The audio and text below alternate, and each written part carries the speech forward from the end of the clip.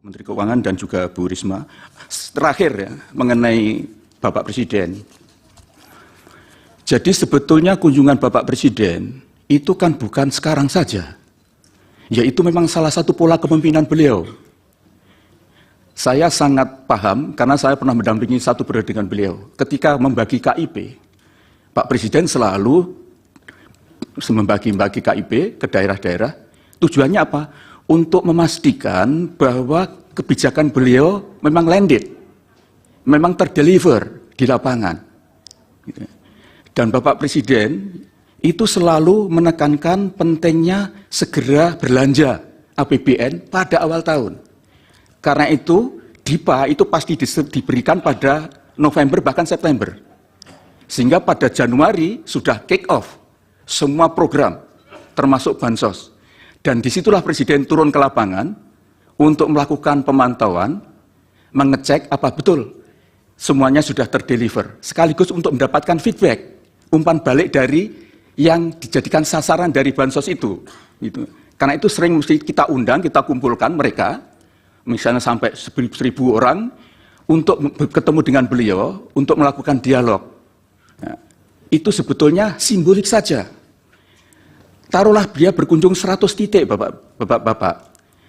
Kemudian beliau akan membagi PKH. PKH itu 10 juta keluarga penerima manfaat.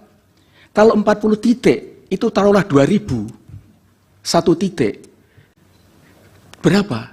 Kan hanya 800.000. Masa 800.000 kunjungan beliau bisa mempengaruhi seluruh Indonesia? Saya tidak tahu, saya belum memiliki angka-angka yang jelas. Tetapi begini, sepanjang yang saya tahu, Bapak Presiden kalau berkunjung ke lapangan itu tidak hanya 1 titik, bisa sampai 5 titik. Dan sekarang ini adalah tahun akhir kepemimpinan beliau. Beliau pasti ingin memastikan bahwa proyek-proyek strategis sekarang ini sudah tuntas. Beliau betul-betul wanti-wanti tidak boleh meninggalkan proyek mangkrak.